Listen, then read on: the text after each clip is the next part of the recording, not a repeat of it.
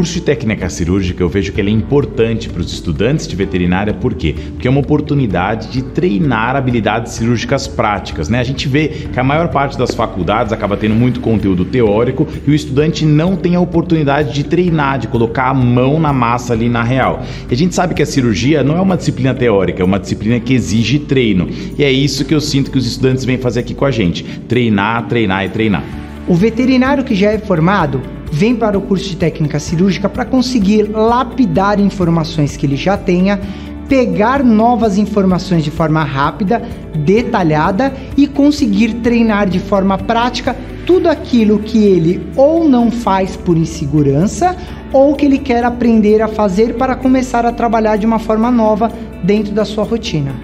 Como pessoas da minha cidade passaram, que o curso foi sensacional, maio de 2022, falaram, eu já comecei a correr atrás, mandei mensagem pro pessoal, incomodei muito o pessoal da secretaria, fiz a matrícula, carreguei 5 amigos meus comigo pra cá e essa parte é muito emocionante porque foi difícil estar aqui. Desculpa, mas é bobeira para alguns, mas é realmente a realização de um sonho para mim. Eu tô nesse sonho desde maio, como dito, e quando chegou janeiro que eu falei, chegou, é agora. E falei, eu consegui, porque às vezes questão financeira, né, da gente estar em outro lugar, eu sou do Rio, então vir para São Paulo, em outro lugar, mas deu tudo certo, então o sonho se realizou, concretizou, eu formei na técnica intensivo de técnica cirúrgica, tá aqui. E se eu fosse vocês, eu vinha também, porque vale muito a pena. E eu tô falando de todo o coração, tá, gente? Eu tô me sentindo muito mais segura para poder fazer agora as técnicas que eu aprendi aqui. Formei!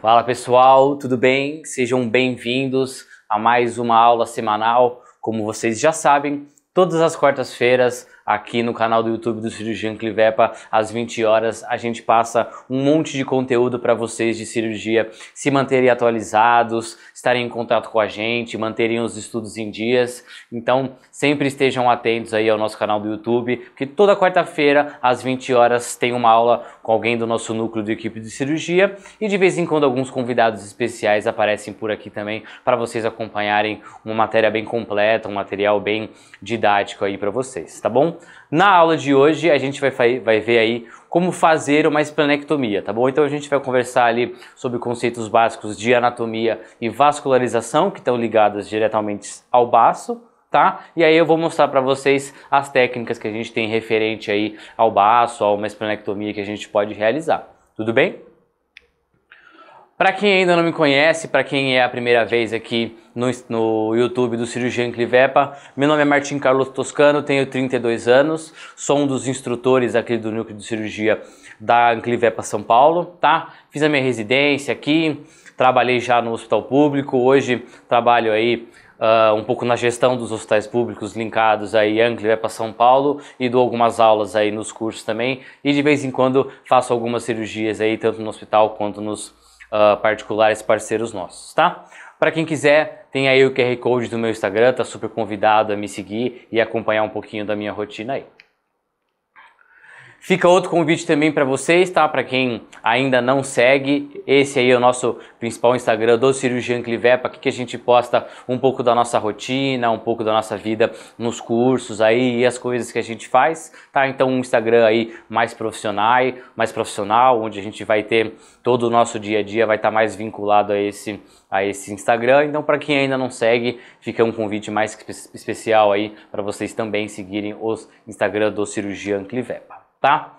Mas vamos à aula de hoje, vamos à matéria de hoje, tá? Como a gente vai estar falando de baço, vou começar sempre falando da mãe da cirurgia, tá? Que a gente sempre fala que a anatomia é a grande mãe da cirurgia, então a gente vai rever conceitos básicos relacionados à anatomia do baço, certo? Como a gente pode ver, principalmente ele fica numa porção mais cranial esquerda, tá? Isso se tratando de cavidade abdominal, não é cavidade torácica, o baço então fica na cavidade abdominal, nessa porção mais cranial esquerda, tá? Ele fica aí caudal logo ao estômago, como a gente consegue ver aqui, a gente tem todo o estômago aqui e logo caudal a ele a gente vai ter o baço, tá? O baço nessa imagem aí, ele está numa posição super anatômica, super fisiológico, sem aumento de tamanho, sem diferenciação, tá? Um esquema de livro de anatomia super legal que a gente usa para estudar. Ele sem nenhuma alteração vai estar principalmente nessa posição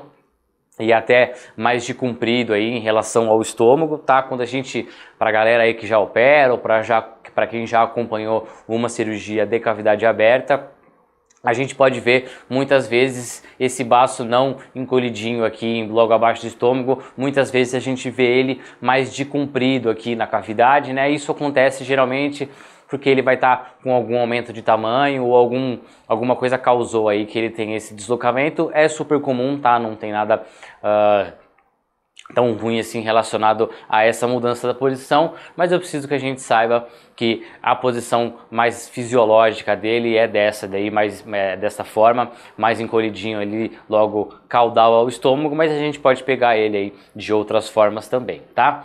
Ele vai ter então uma coloração que a gente chama de um vermelho mais arroxeado, tá? Ele tem uma coloração bem característica, bem diferenciada aí com relação a outros órgãos, tá? A gente pode ver o estômago e as alças intestinais com uma coloração mais rósea, ou então o fígado, por exemplo, com uma coloração com um avermelhado mais forte, a vesícula biliar super característica com uma coloração mais esverdeada, e o baço ele vai estar ali, se ele estiver normal, se estiver tudo bem com ele, ele vai ter uma coloração aí mais entre um vermelho e um roxo aí, então a gente chama ele de um vermelho mais arroxeado e por característica vai ter esse formato mais alongado aí, como a gente já conversou, tá? É sempre importante a gente entender como que ele está nessa cavidade, tá? Como que ele está logo que você faz o acesso, pensando numa esplenectomia, porque isso vai auxiliar você a fazer manobras para fazer a exteriorização desse órgão, tá? O que eu quero dizer com isso? Quando a gente vai realizar uma esplenectomia, é sempre ideal que a gente tente exteriorizar esse órgão, então que a gente remova ele da cavidade abdominal e deixe ele já para o meio externo ali, para a gente dar andamento na nossa técnica, tá? Mas isso sempre vai variar ali do porquê que a gente está fazendo a nossa esplenectomia. Muitos casos a gente pode pegar aí que tem uma neoformação muito grande, então essa exteriorização ela é mais desafiadora do que em outros casos, quando por exemplo a gente tem que realizar uma esplenectomia ou total ou parcial por causa de algum trauma, tá? Então algum animal aí que sofreu uma pancada muito grande, que teve um trauma muito grande, esse baço pode vir a se partir aí ou ter uma lesão muito grande, onde a gente tem que fazer a retirada dele. Nesses casos, dependendo, lógico, né? Infelizmente, na nossa ciência aqui, 1 mais 1 nem sempre é 2, mas a gente pode ter, nesses casos de trauma, a exteriorização do órgão pode ser um pouco mais fácil quando comparado aí a quando a gente vai fazer uma esplenectomia com um baço que apresenta uma grande neoplasia, quando ele apresenta uma grande neoformação. Nesses casos a gente pode ter mais aderências e tudo mais, não só o tamanho aí dessa neoformação pode ser mais desafiador para nós fazer a esterilização desse órgão, mas o ideal é que sempre que possível a gente retire esse órgão da cavidade abdominal para aí sim a gente dar sequência na técnica cirúrgica, certo? Mantendo aí na anatomia, pessoal, tá? Aqui principalmente a gente já vê os vasos que a gente já vai falar, tá? Então a gente vai ter esse principal vaso aqui, que são a artéria e veia esplênica, que vão fazer grande parte da irrigação desse órgão, tá? Como vocês conseguem ver aqui já, ele já vai se ramificando e entrando aqui no hilo esplênico, certo? O que eu quero dizer com o hilo esplênico? A gente consegue ver na imagem aqui que a gente vê a entrada e a saída, né? Então, o que eu quero dizer com entrada e saída? A entrada é sempre a artéria que está entrando e a saída é um vaso venoso que a gente vai ter por ali, tá? Nesse esquema aqui, a gente imagina que o vermelho sejam as artérias e esse azul aqui sejam a parte da veia, tá? Então o hilo esplênico vai ser essa região onde eu tenho a entrada e a saída desses vasos aí, que tem como principal função fazer toda a irrigação desse órgão, tá? Principal aqui que eu sempre tenho que ressaltar para vocês é que nessa região aqui, que a gente chama de cabeça do baço, tá? Então a gente vai dividir ele aí informalmente em 3 partes. Então eu vou ter essa região mais cranial, a gente vai chamar de cabeça, tá? Essa região mais central aqui, a gente vai chamar de corpo do baço. E essa região aqui mais caudal, consequentemente a gente vai chamar de cauda do baço aí, certo? Quando a gente está falando então, principalmente da cabeça do baço, a gente vai ver que a gente tem muito próximo aqui o estômago, tá? Como a gente já consegue ver aqui na imagem. E em conjunto do estômago, a gente vê esse emaranhado de vasos aqui, que está fazendo a irrigação tanto dessa região de cabeça do baço, mas muito próximo a isso também, a gente vê que ele está fazendo a irrigação também da parte que a gente chama de fundo gástrico, tá? Essa região do estômago aqui, ela é chamada de fundo gástrico. Por que é isso é importante para nós? Porque a gente tem que entender que nessa região eu vou ter um compartilhamento dessa vascularização, vou ter um compartilhamento sanguíneo. Então, quando eu estou pensando numa esplenectomia, a gente sempre vai fazer as ligaduras aí na região sempre o mais próxima possível desse hilo esplênico, tá? Por que a gente vai fazer isso sempre mais próximo do hilo esplênico, sempre o mais próximo possível e coladinho ali no baço? Porque eu não quero correr o risco de fazer uma ligadura aqui que pegue também da parte sanguínea, da parte de vascularização, que também estaria indo para o estômago, tá? Se eu fizer uma ligadura numa região errada ali, eu vou matar a vascularização, tanto que iria para o baço, tanto que iria para o estômago, tá? Então eu não posso correr o risco de matar essa vascularização que seria mais exclusiva aí desse fundo gástrico. A gente tem que fazer as nossas ligaduras para pegar apenas a parte de baço, apenas a parte esplênica. Então, na técnica, quando a gente estiver fazendo essas ligaduras aqui, a gente tem que estar com o nosso sinalzinho de alerta ali mais aceso e ter um pouco mais de cuidado quando fazer essas ligaduras, caprichar para que elas fiquem sempre o mais próximas possíveis aí do hilo esplênico, para a gente não correr nenhum risco da gente fazer uma ligadura que vá acabar matando também esse fundo gástrico, tá? Em conjunto disso, nessa região aqui, tá? A gente chama, pessoal, esses vasos que esqueci de falar, de gástricas curtas, tá? Essa região aqui, todos esses vasos aqui, a gente chama ele de os vasos das gástricas curtas, que vai fazer, como já falei para vocês, a vascularização tanto de cabeça de baço quanto de fundo gástrico, tá? Ainda nessa região, a gente vai ter aqui um ligamento que vai prender o baço a esse fundo gástrico, tá? Um ligamento que a gente chama de gastroesplênico, certo? Bem fácil de lembrar, porque ele vai estar sugerindo aí os dois nomes dos dois órgãos relacionados. Então, ligamento gastroesplênico que está ligando o estômago ao baço. Tudo bem? Sem muitos segredos aqui, então, nessa região e nos cuidados que a gente tem que ter aqui. Beleza? Tá?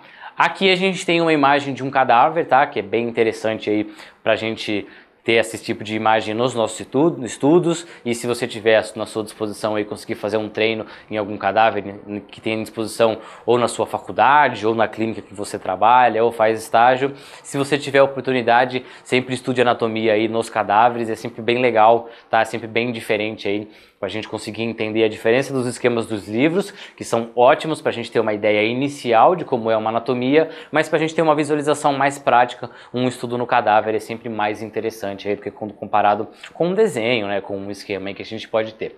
Por que eu gosto bastante dessa imagem? Porque aqui a gente consegue ver, a gente tem bem característico aqui essa parte de estômago, estão vendo, tá? Mais abaixo aí da imagem de vocês. Aqui a gente já vê uma parte de vascularização, que a gente tem aí já entrando nessa parte de hilo esplênico, certo? E aí aqui a gente consegue ver as gástricas curtas que a gente acabou de conversar, tá, pessoal? Por que eu gosto dessa imagem? Porque dá pra gente ver bem ressaltado aí essa parte das gástricas curtas. E aí na imagem vocês podem me perguntar, vocês podem visualizar aí, de que não parece ser tão próximo assim quanto eu havia falado anteriormente, tá? Nessa imagem, pessoal, a gente tem que entender que é uma imagem de cadáver, então é um corpinho ali que já sofreu alguns processos relacionados à decomposição e tudo mais, então o ligamento já está bem mais afrouxado do que estaria num animal em vivo, isso também serve para os vasos e tudo mais, mas pensem que num animal vivo a gente vai ter esse ligamento mais rígido ainda, as coisas mais próximas do que a realidade. E em muitos casos onde a estenectomia é indicada, é em relação a hemoperitônio. Então é um animal que está em estado de emergência, certo? Então ali cada minuto conta para sua cirurgia. Se eu tenho um caso de hemoperitônio, eu vou ter uma grande coleção de sangue nessa cavidade abdominal, então a visualização que eu vou ter daquela região vai ser bem mais difícil, né, bem mais desafiadora do que quando comparado com essa imagem, que a gente não tem sangue nenhum. Então é nesse momento que a gente pode cometer um erro e fazer uma ligadura numa região errada e acabar matando aí esse fundo gástrico, tá? Então é bem importante a gente ter ciências dessas gástricas curtas e aonde a gente tem que fazer as ligaduras nessa região, tá? E entender que são casos escassos que a gente vai fazer a cirurgia. Então tomar muito cuidado aí quando a gente estiver fazendo as ligaduras nessa região, tá? A gente vai fazer as nossas ligaduras, a gente vê um pedacinho de baço logo aqui em cima, né, bem abaixo do dedo aí da pessoa que está fazendo a exposição, e a gente vai fazer as ligaduras bem nesse ponto que eu estou focando aqui para vocês, tá? Bem o mais próximo possível do nosso hilo esplênico, para então ter bastante distância dessa região de fundo gástrico e a gente não correr nenhum risco desnecessário. Certo? Falando aí principalmente então de vascularização, primeiramente a gente vai falar da parte arterial, tá? Daquele sangue bem rico aí em oxigênio. A gente vê bem centralizado aqui, bem característico, a famosa aorta, certo? Principalmente aqui no caso a gente está falando da aorta abdominal, certo? E aí aqui a gente vai ter uma primeira ramificação dela aqui, tá? Uma que a gente chama de trifurcação cilíaca aqui, tá? Uma dessas ramificações que a gente ter, vai sair um raminho dela aqui, que é o que a gente chama de esplênica, tá? Como vocês conseguem ver na imagem aqui, ó, a esplênica, seguindo a setinha, ele já vai dar bem para esse raminho que está saindo dessa trifurcação cilíaca, tá? Que vai ser o principal vaso arterial que vai estar fazendo, então, a chegada desse aporte sanguíneo para o nosso órgão-alvo aí, que é o baço, tá? Então a gente tem que saber que na aorta abdominal, a primeira trifurcação que a gente vai ter, tá? A trifurcação ali cilíaca, vai sair então uma dessas trifurcações é a esplênica, que vai seguindo aí e vai até o baço para fazer toda a irrigação desse baço, tá? A gente tem que saber isso porque a gente tem que entender como chega e como sai esse sangue, tá? E como que vai sair esse sangue, como que é a parte aí do retorno venoso daquele sangue ali que já trabalhou ali dentro e está voltando, tá? Primeira coisa que a gente tem que entender da parte de vascularização de retorno venoso é que o baço faz parte aí do que a gente chama de sistema porta, tá, pessoal? O que é o sistema porta? Então a gente vê aqui que a gente tem outro grande vaso mais centralizado aqui, que ele não é a veia cava, tá? Então a gente tem aqui, como a gente consegue ver na imagem, é a veia porta. O que é a veia porta? O que é o sistema porta? O sistema porta é esse retorno venoso de vários órgãos aí, certo? Um deles sendo o baço, que não cai diretamente na veia cava e voltaria no coração. Eles caem então na veia porta e esse sangue vai para o fígado, tá? E aí dentro do fígado esse sangue vai ser metabolizado, o fígado vai exercer todas as suas funções para esse sangue e aí sim do fígado ele vai para a veia cava para retornar aí o coração, tá? Então o baço tem essa caracterização aí diferente de órgãos, por exemplo, como o rim, tá? O rim, o retorno venoso seria feito direto para a veia cava. No caso do baço, ele faz parte desse sistema porta, então o seu retorno venoso, a gente vê aqui a veia esplênica, tá? Estão vendo aqui, ó, saindo do baço, então fazendo retorno, até chegar então nessa veia porta, a veia porta vai para o fígado, o sangue vai ser trabalhado lá dentro e aí depois o fígado ele cai lá, tá? A gente tem que entender isso para saber que não, ele não faz parte aí diretamente da veia cava, o seu retorno venoso não cai diretamente no coração, ele tem ali uma parada pelo fígado antes para ser trabalhado e aí então ele cai diretamente aí para a veia cava para retornar ao coração, tá? Então a gente tem aí uma característica mais interessante, tá?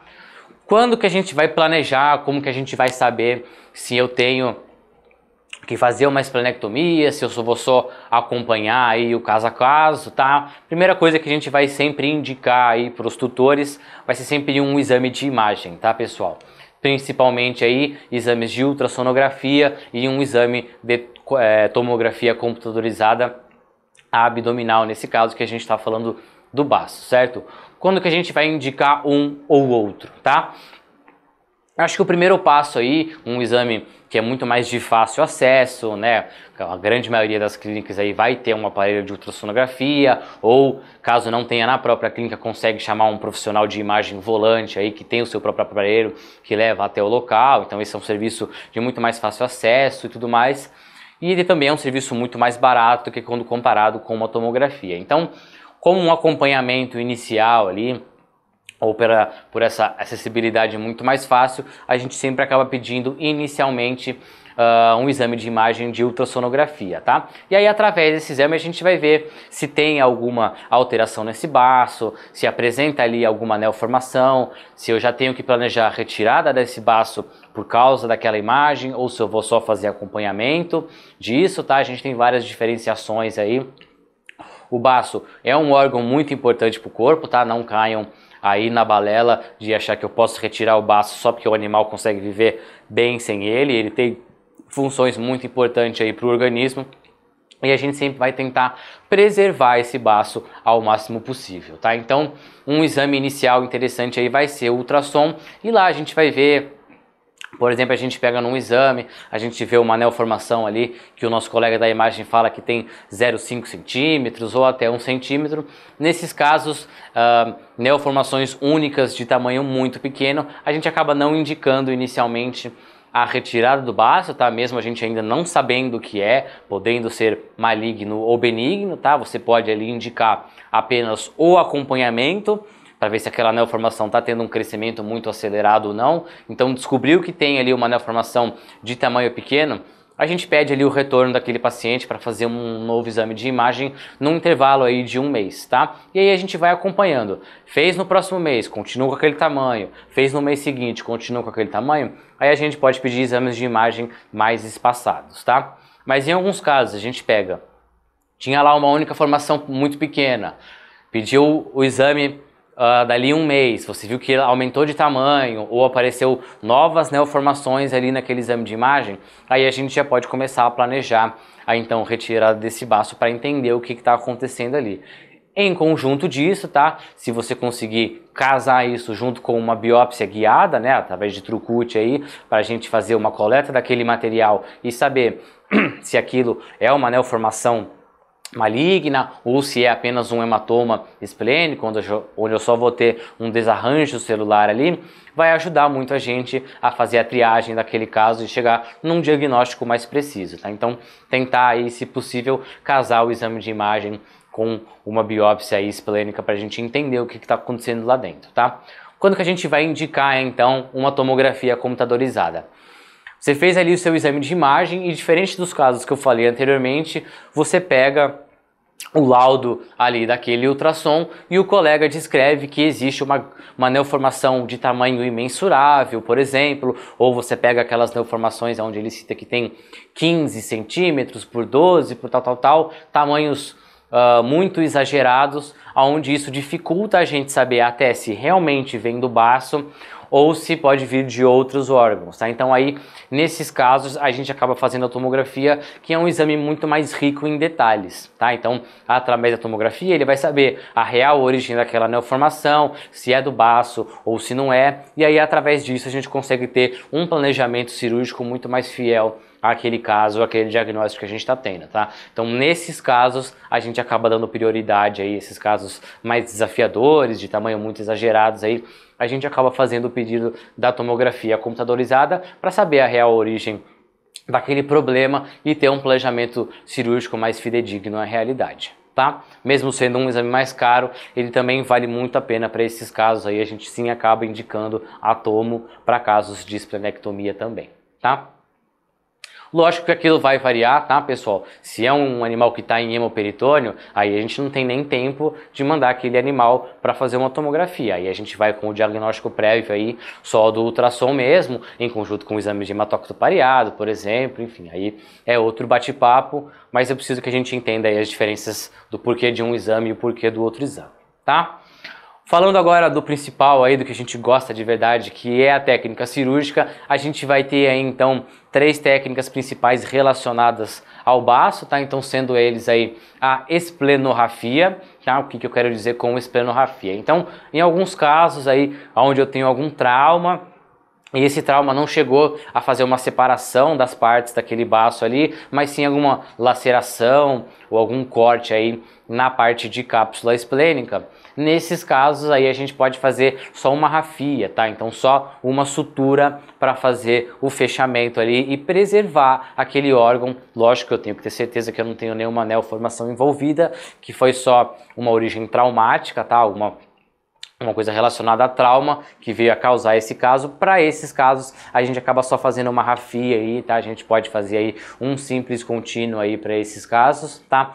O ideal aí é que a gente use um fio absorvível multifilamentar, tá? O arrasto do fio multifilamentar vai ser positivo para nós aqui, porque ele vai ajudar ao atrito desse fio multifilamentar, vai ajudar a gente na nossa sutura na cápsula e vai manter aquilo no lugar. E aí, obviamente, por ser um fio absorvível, o corpo naturalmente vai absorver ali e aquele fio vai deixar de existir quando já tiver tudo cicatrizado e tudo mais, tá? Então, para esses casos, assim, a gente acaba indicando a esplenorrafia, tá?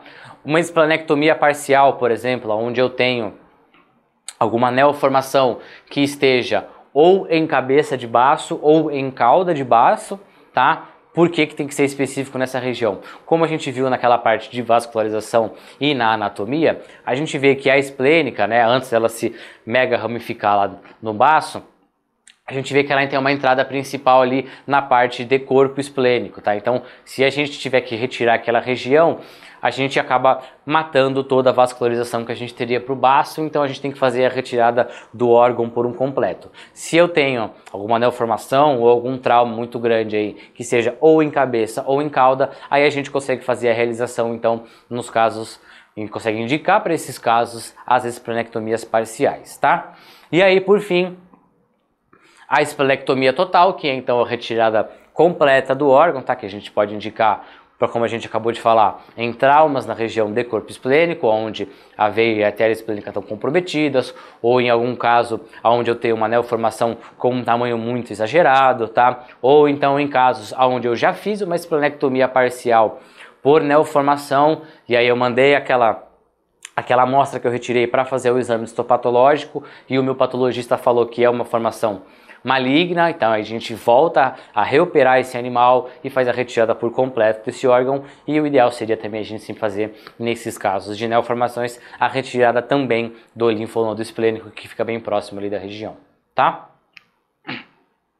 Vamos falar delas aí um pouquinho. A gente vê aqui então um primeiro caso que eu vou mostrar para vocês relacionados à esplenectomia parcial, tá? Então na prática aí, nesses casos, como a gente vê na imagem, a gente tem uma neoformação aqui na região de cabeça esplênica, tá?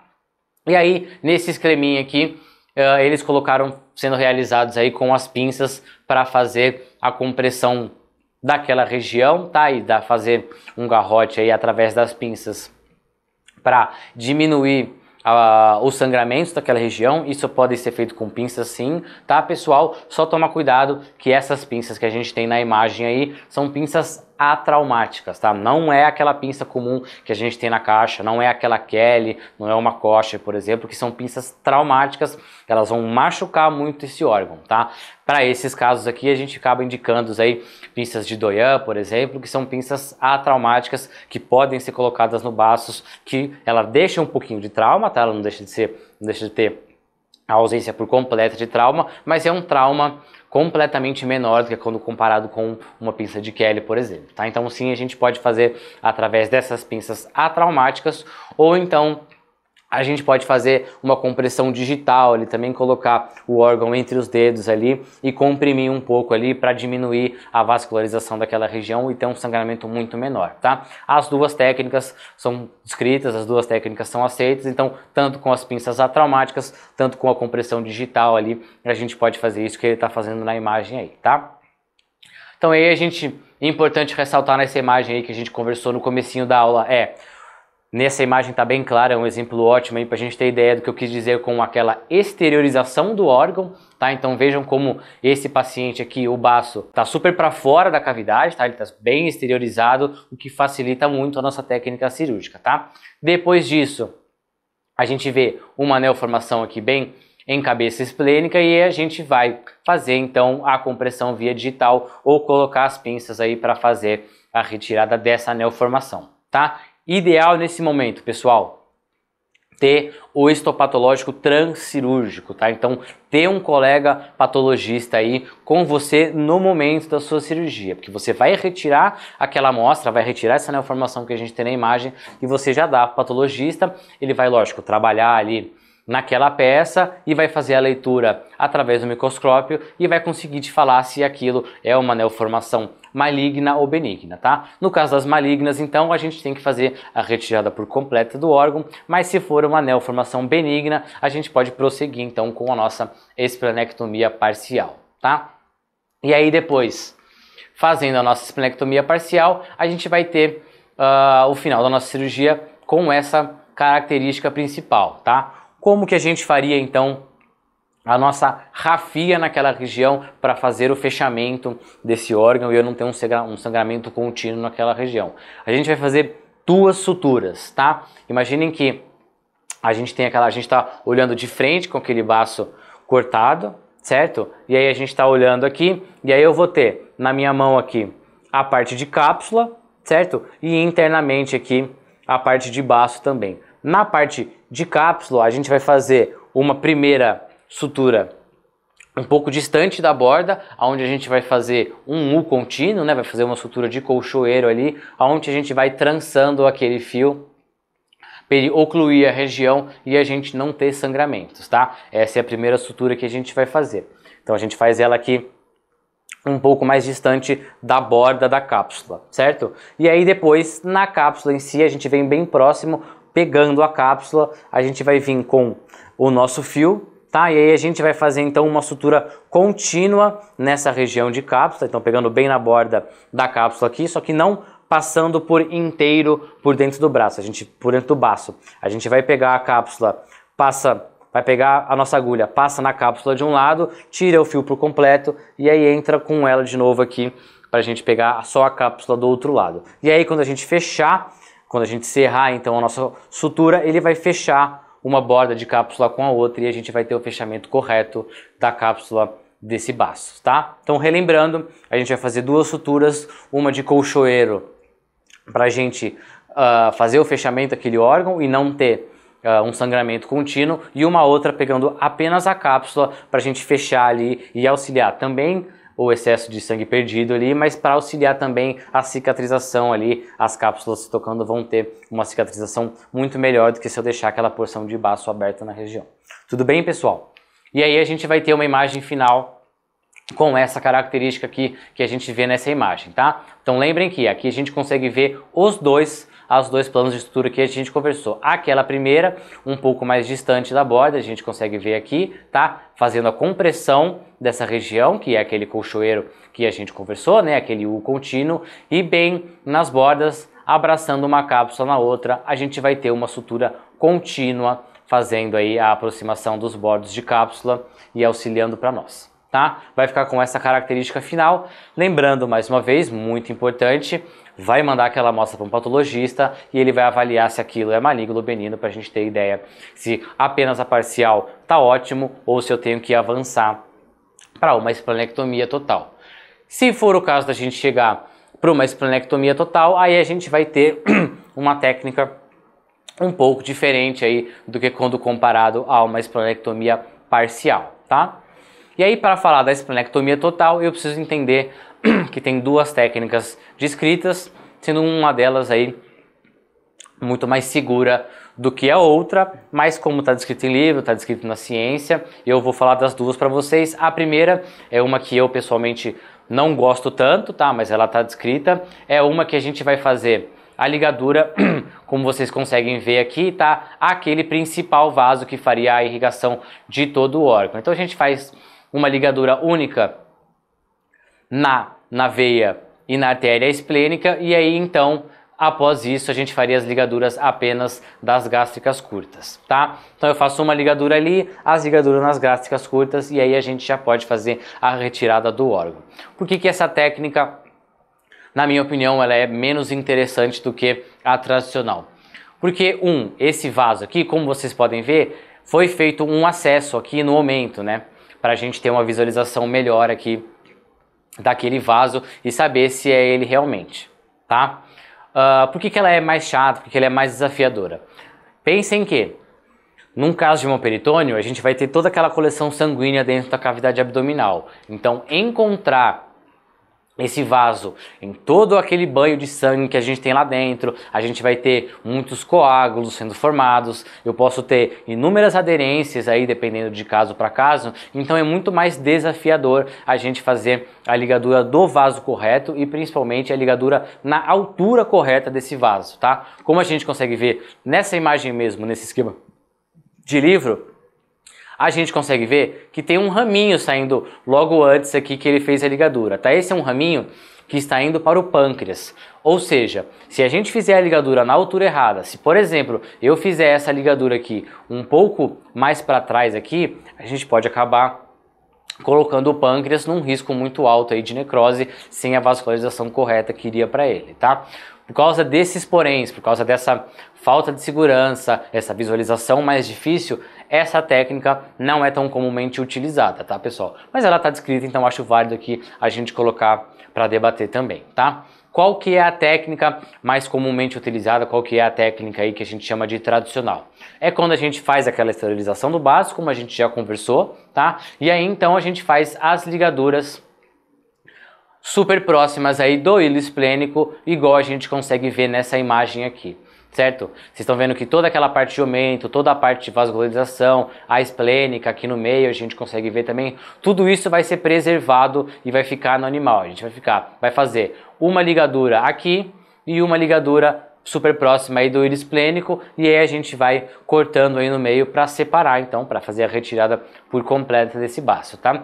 Essa técnica, ela é mais segura aí do que quando comparada à que a gente conversou anteriormente, tá? Em relação a tempo, em relação a qual é mais rápida, qual é mais devagar, as duas sempre vão variar de caso a caso, tá? Então a gente tem inúmeros casos aí relacionados à esplenectomia, seja por peritônio, seja por trauma, enfim, tá? As duas são, em teoria aí, a gente consegue fazer num espaço de tempo aí de 20 a 40 minutos, por exemplo, aí é uma média muito boa para a gente realizar uma esplenectomia, mas de novo, ressaltando, a gente vai sempre variar de caso a caso, tá? Então a outra é descrita como sendo um pouco mais rápida, por isso até que ela pode ser utilizada, mas o ganho de tempo que a gente tem relacionado a essa técnica aqui, onde a gente faz as ligaduras, não é tão grande assim, tá? Pela falta de segurança que a gente tem relacionada a ela, por isso que a gente acaba indicando sempre essa mais tradicional aqui, fazendo então as ligaduras próximas ao hilo esplênico aí. Tudo bem, gente? Deu para entender aí a diferença e os porquês que a gente acaba indicando uma e não tanto a outra, tá? Agora a gente vai voltar naquela imagem que eu mostrei para vocês lá na parte de anatomia, e aí aqui eu queria mostrar também de novo para vocês a parte que a gente tem de hilo esplênico, tá? Aqui a gente tem visual aí naquela imagem de cadáver, a gente consegue ver a esplênica passando aqui, certo? E aí ela tem a principal porção dela aqui, a gente consegue ver que ela é bem mais calibrosa quando comparado às outras, tá? Ela continuando aqui também. E aí aqui eu queria mostrar para vocês bem essa região de hilo esplênico aqui, tá vendo? A gente tem o baço aqui em cima e a entrada que a gente vai ter dos vasos, né? Entrada e saída aí dos vasos que a gente vai ter. Como que a gente vai fazer então a técnica tradicional?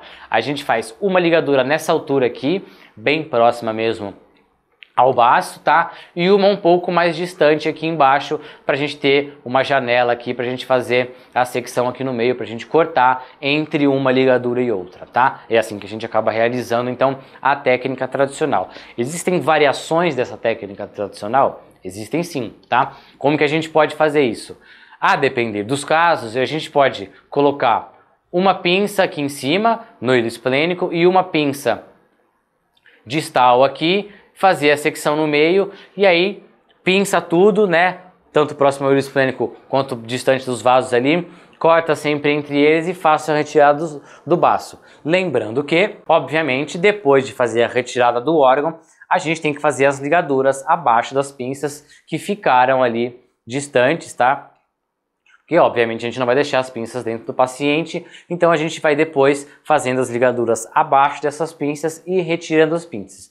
Quando que essa técnica, quando fazer pinça a pinça, é aconselhado? Quando eu tenho um animal no meu peritônio muito grave aí, eu não estou conseguindo identificar perfeitamente de onde está vindo aquele sangramento. Eu sei que é do baço, obviamente, mas eu não estou conseguindo identificar qual a região exatamente que está sangrando, qual vaso do hilo esplênico ali é o principal daquela região para a gente estar fazendo a ligadura dele primeiro. Então a gente pinça tudo ali e já retira o órgão para cortar aquela perda de sangue momentânea ali, já cessar isso, e aí depois a gente acaba fazendo as ligaduras abaixo das pinças, retira tudo, sempre checa se as suas ligaduras ficaram boas, tá? Para ver se você não tem nenhuma ligadura que ficou um pouquinho mais frouxa ali, que pode ter ficado babando, e aí depois disso você devolve tudo para dentro e acaba fazendo o fechamento desse animal, tá?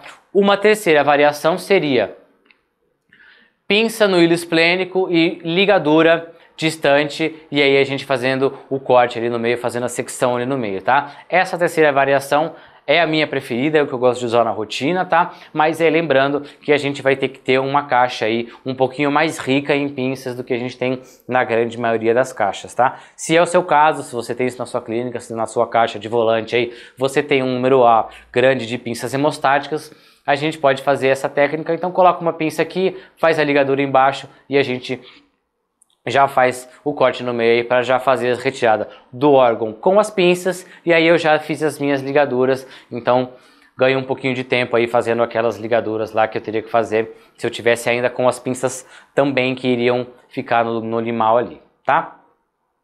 Mas aí vai sempre variar de caso a caso, a gente pode fazer ligadura, ligadura, pinça, pinça ou pinça, ligadura, tá? As três são corretas, as três são muito boas para utilizar. Por questões pessoais aí eu prefiro fazer a pinça ligadura, tá? Eu acho mais interessante das três aí, mas vocês podem utilizar a que for de preferência de vocês, certo? E aí aqui, pessoal, a gente consegue já um baço esplenectomizado, né? Vocês podem ver que ele já está para fora do animal, e aí aqui a gente consegue ver essa região que a gente tinha conversado ainda aqui de hilo esplênico, tá? Vocês conseguem ver ali que ele tem um tecido adiposo ali que vai estar linkado ao aumento, né, que vem a vascularização lá que a gente conversou, vai estar emaranhada naquele aumento, e ele vai estar entrando aí na região de hilo, e aqui a gente consegue ver, e como a gente conversou, aqui a gente tem um caso que fez um mix aí de ligadura com pinças ligaduras, tá? Então a gente vê alguns vasos aí tão pinçados e outros aqui mais nessa parte central a gente não tem pinça nenhuma, porque obviamente eles estão com a ligadura aqui, tá? Mas a gente vê pinças aqui, dá pra gente ir se adaptando aí conforme a cirurgia, ou se a sua caixa lá não tá muito rica nas pinças hemostáticas, a gente vai fazendo variações, tá? Na imagem ao lado aqui, então, a gente vê uma caracterização maior aí de que seria o hilo esplênico de um cão e do lado aqui de um gato, tá? O gato tem um baço um pouquinho menor aí, obviamente, quando comparado aos cães aí, mas a gente vai ter mais ou menos esses tamanhos, esse tipo aí de hilo esplênico que fica bem caracterizado com a imagem de um paciente em vivo aqui que a gente fez a retirada, tá? Vai ter mais ou menos esse desenho, mais ou menos essa distribuição de vasos aí, como a gente vê nas imagens, tá? Aqui um caso bem interessante aqui para vocês, que foi realizado aqui no Hospital Público da Zona Leste de São Paulo, tá? A gente tem então uma neoformação aqui super extensa, tá? Como a gente consegue ver na imagem aqui, e mesmo assim a gente consegue ver que a gente conseguiu fazer uma boa exteriorização desse órgão aí para tentar auxiliar, tá? Importante ressaltar nessa imagem não só a esterilização correta do órgão, mas como a gente tem várias aderências de aumento aqui, tá, pessoal? Isso aqui não é a região de hilo esplênico, o hilo esplênico vai estar abaixo aí nessa imagem, né, profundo aí do outro lado do baço. A gente vê aqui então aderências aí que a gente pode ter em alguns casos, tá? E aí a gente tem que ir fazendo ligaduras, ou então, se for possível, se você tiver à sua disposição, você pode ir utilizar um bisturi eletrônico aí para tentar acelerar esse processo das retiradas dessas aderências, tá? E aí depois disso a gente já tem esse mesmo básico que a gente viu na imagem anterior, já esplenectomizado. Aqui a gente tinha uma caixa um pouco melhor, então a gente conseguiu fazer ele inteiro aí com aquela técnica das pinças que eu mostrei para você. Vai ficar mais ou menos com essa cara final. Essas pinças aqui a gente deixa por um período lá e aí depois a gente pode retirar, tá?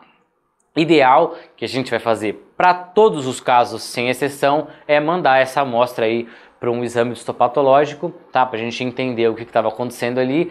Lembrando que o formol, né, que é ali onde a gente vai deixar aquilo até chegar no patologista e ele preparar a amostra e as lâminas dele, o formol penetra 1 centímetro de cada lado ali. Então você mandar a sua peça dessa forma, às vezes o formol não vai conseguir entrar inteiro naquilo. Então fazer cortes ali para que aquele formol faça a sua ação correta e em toda a peça, sempre pensar nesse 1 centímetro de cada lado que o formol consegue agir, tá? Então fazer cortes ali para que esse formol faça a sua ação correta, tá?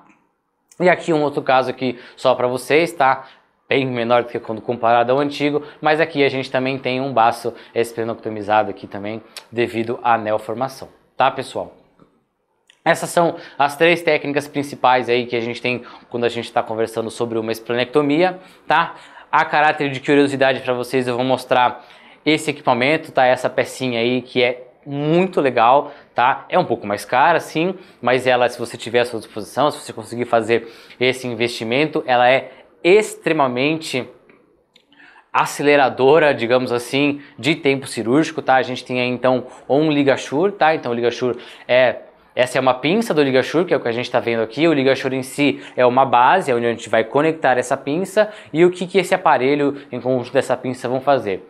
Aqui na ponta, a gente vai colocar os vasos ali de íris esplênico entre as 2 pontinhas aqui. Ele vai ler a biopedância daquele vaso. O que eu quero dizer com isso? Então ele vai entender aquele fluxo sanguíneo, ele vai entender o tamanho daquele vaso. Você vai apertar o gatilho aqui para aproximar e espremer então aquele conjunto de vasos que estaria naquele meio e ele vai desnaturar corretamente todo aquele tecido, tá? Em conjunto dessas pinças, o vídeo que eu vou mostrar a seguir, a gente vai ter uma pinça um pouco diferente, né? Mais parecido com uma pistola aí, que vai ter essa mesma ação de leitura ali da biopedância daqueles vasos. E aí, em conjunto disso, vocês vão ver aqui que o cirurgião manipulando aqui essa pistola, ele aperta um gatilho ali depois que o aparelho faz a leitura correta e avisa que aquilo já está corretamente desnaturado. Nessa imagem é mais legal, você consegue ver o indicador ali. Ele puxa aquele gatilho, passa uma lâmina entre a ponta da pinça ali e aí eu vou ter os 2 vasos desnaturados, um de cada lado, tá? E aí, muito mais rapidamente do que pinça-pinça, ou ligadura-ligadura, ou ligadura-pinça, com o LigaSure, uma cirurgia de 20, 30 minutos aí acaba diminuindo para 5, se duvidar até menos aí, se você conseguir exteriorizar aquele baço e ele não tiver grandes aderências. Com o LigaSure aí, como foi nesse caso desse vídeo, foi uma cirurgia que demorou 5 minutos para a gente conseguir fazer a esplenectomia desse paciente, tá? Então, fica aí a caráter de curiosidade para vocês. Existem equipamentos aí, a tecnologia vem auxiliando a medicina veterinária de uma maneira muito boa e esse é um exemplo muito legal aí que eu sempre gosto de mostrar nessas aulas, tá? Então, fechamento aí de tudo que a gente conversou, pessoal, um resumão aí geral, tá? Sempre o acesso abdominal para fazer essas cirurgias. O baço é um órgão de cavidade abdominal, então a gente vai fazer um acesso. Qual que é o tamanho desse acesso? O tamanho necessário para você conseguir exteriorizar aquele baço o mais rápido possível. Às vezes pode ser um pouco menor, mas na grande maioria dos casos, por ter neoformações de tamanho muito extenso, a gente faz aí um acesso bem grande, tá? Não tem problema, demorar um pouco mais para fechar ali pode ser aumentar um pouco o seu tempo cirúrgico, mas maior for a sua janela, né, maior for o seu acesso ali, é muito mais fácil você manipular, é muito mais fácil você exteriorizar aquele órgão, então não tenha vergonha de fazer um acesso grande para esses casos, tá? A exteriorização correta desse órgão, que vai estar muito vinculado aí ao tamanho do acesso abdominal que a gente vai fazer, então sempre tentem exteriorizar aquilo, que aquilo vai facilitar muito a visualização do íris esplênico e a manipulação que a gente vai fazer e as corretas ligaduras que a gente vai ter que fazer em todos aqueles vasos que a gente já conversou, tá? Então, vocês conseguem entender que uma coisa está super vinculada à outra aí, e fazer o passo a passo correto aí, um passo a passo mais tranquilo, vai auxiliar muito a sua cirurgia, tá? E super importante bater nessa tecla mais uma vez aí com vocês, mandar aquela amostra que foi retirada sempre para histopatológico, para você saber se a gente vai ter que fazer um acompanhamento com um oncologista, enfim, entender aí se era uma neoformação benigna ou maligna, para a gente ter continuidade correta daquele tratamento. Tudo bem, gente? Estamos conversados aí sobre o baço, sobre a esplenectomia? Em conjunto disso, queria fazer um mega convite aí para vocês, tá? A gente vai ter a nossa próxima turma aí do curso intensivo de técnicas cirúrgicas, uma turma de férias, que é uma turma que a gente tem super carinho, a turma de julho. Então, para a galera aí que tiver de férias da faculdade em julho, ou para você aí que tem férias nessa data, ou consegue vir fazer o curso para nós, fica aqui o convite para vocês virem conhecer toda a nossa estrutura, fazer esse curso super legal com a gente, tá? É um curso aí que tem duração mínima de 2 semanas, tá? Que eu quero dizer com esse mínima. A parte de matéria, a parte de laboratório, a parte onde você vai meter a mão na massa lá, vão ser de 2 semanas, tá? É um curso 100% prático e presencial, tá? Então, durante esses 10 dias aí, segunda a sexta, durante esses 10 dias a gente vai estar imerso no nosso laboratório aqui, onde vocês vão ter uma peça por dupla, tá? Então uma peça aí para cada 2 pessoas, para fazer todos os treinos e todas as técnicas que a gente conversar. A gente vai ter uma gama aí de várias técnicas que vão ser conversadas, as mais rotineiras aí que a gente tem da nossa casuística cirúrgica, tá? Então a gente vai ver tanto as principais do sistema digestório, a gente vai ver baço comigo de novo aí também nesse curso, a gente vê sistema urinário, a gente vê técnicas de cirurgia reconstrutiva, técnicas de miscelâneas aí, que são técnicas variadas, onde a gente vai ter enucleação, algumas hérnias, tá? Então a gente faz uma passada geral aí por todos os sistemas, ver um pouquinho de cirurgias emergenciais aí de respiratório, tá? De porção respiratória. Então é um curso muito legal, muito rico em informações aí, que tem muita parte prática, tá? Então a gente sempre passa uma técnica para vocês e vocês já treinam. Então o principal, o nosso foco é mostrar para vocês como faz e vocês já partirem para o treino. Tem uma parte aí, e essa parte de ter um cadáver por dupla aí, vocês conseguem meter a mão na massa de verdade nesse curso.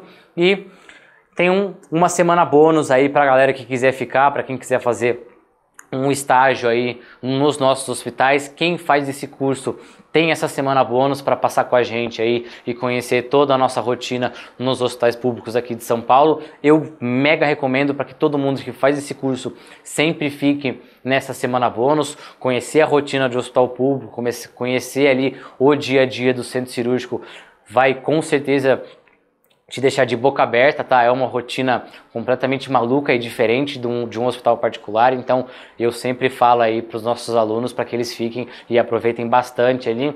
Muitas vezes quem fica para essa 3ª semana consegue auxiliar a galera aí, os cirurgiões dos hospitais, tá? Então não só ver as cirurgias ou ver os atendimentos aí de clínica cirúrgica, mas a galera também consegue auxiliar nas cirurgias aí.